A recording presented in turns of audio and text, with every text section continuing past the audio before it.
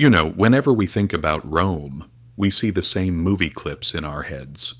Russell Crowe in the arena, shiny marble columns, legions marching in perfect rhythm.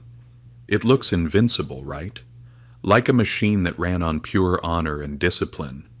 But let's be real for a second. Honor doesn't buy grain. Discipline doesn't pay for 300,000 swords. And it definitely doesn't build a 50,000-mile road network. Today, we're going to look at the secret history of Rome. Not the battles, but the money. We're going to see how they rigged the economy, destroyed the middle class, and printed their way into oblivion.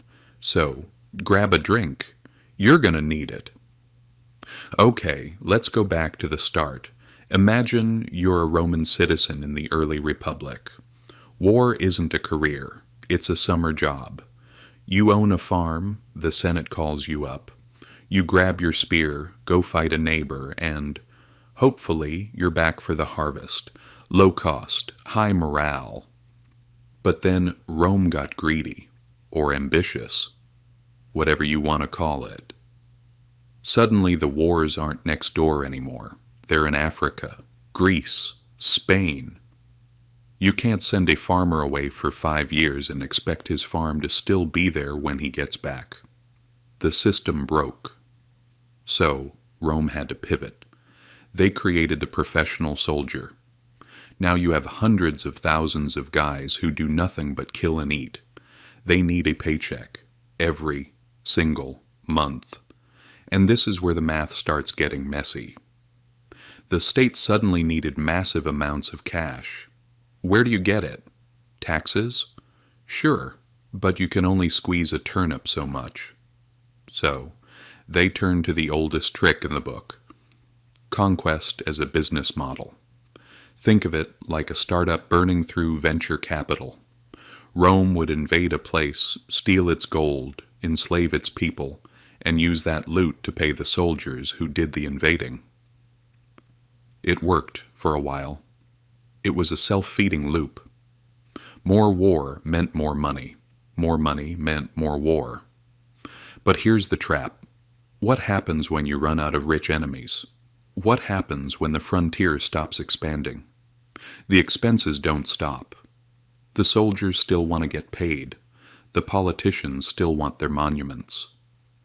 By the time of the Caesars, the profit from war was drying up. But the cost of the empire was skyrocketing. Rome was officially in the red. So, put yourself in the shoes of a Roman emperor. Let's say, Nero. You're broke. The army is restless, and remember, if you don't pay them, they kill you. You can't raise taxes because the people will riot. So, what do? You cheat. Nero looks at the silver denarius, the dollar of the ancient world. It was supposed to be pure silver. And he thinks, nobody will notice if I make it 90% silver. So he melts them down, mixes in some cheap copper and pockets the difference. Boom. Free money. It seemed like genius, but it was an addiction. Every emperor after him did the same thing. 90% became 80%, then 70%. By the time we get to the 3rd century, that silver coin was basically a piece of bronze with a thin silver wash that rubbed off on your fingers. They were counterfeiting their own currency. Now, imagine you're a baker in Rome. You're not stupid. You know the coin is trash. So, what do? You raise the price of bread. The emperor sees the price go up and says, "These greedy merchants." Emperor Diocletian even tried to fix prices by law. He literally said, "If you charge more than X for wheat, we will execute you." Did it work? Of course not. Goods just disappeared from the shelves. Black markets exploded. The economy ground to a halt. While this was happening, the rich, the senators, the elite, they bailed. They moved their wealth into land, into gold, into things the government couldn't touch. They retreated to their fortified villas in the countryside. Who got left holding the bag? The average guy. The middle class was obliterated. You either worked for the state or you were a serf. There was nothing in between. Does any of this sound uncomfortable? Look around today. We don't clip coins anymore.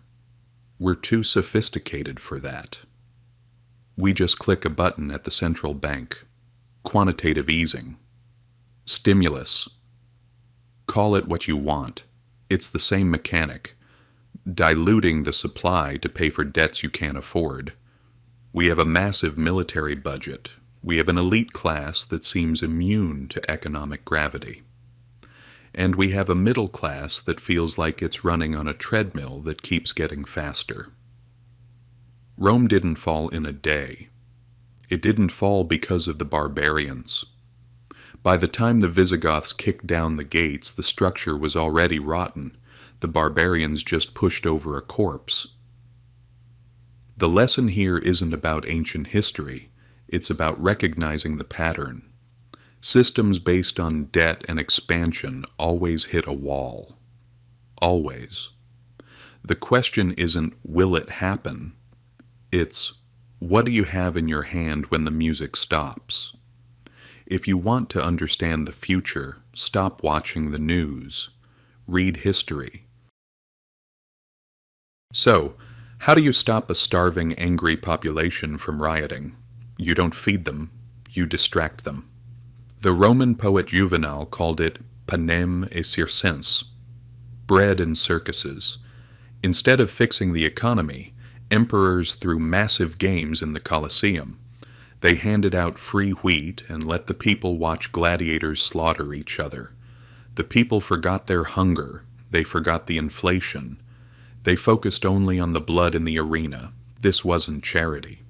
It was the desperation strategy. When the state can't solve the problem, it distracts you from it. Today we don't go to the arena, but we carry black mirrors in our pockets. Infinite scrolling, breaking news, reality TV. The method has changed, but the goal is the same, to keep you entertained so you don't ask questions. I'll be diving deeper into these lost lessons in the next video. Make sure you're subscribed so you don't miss it.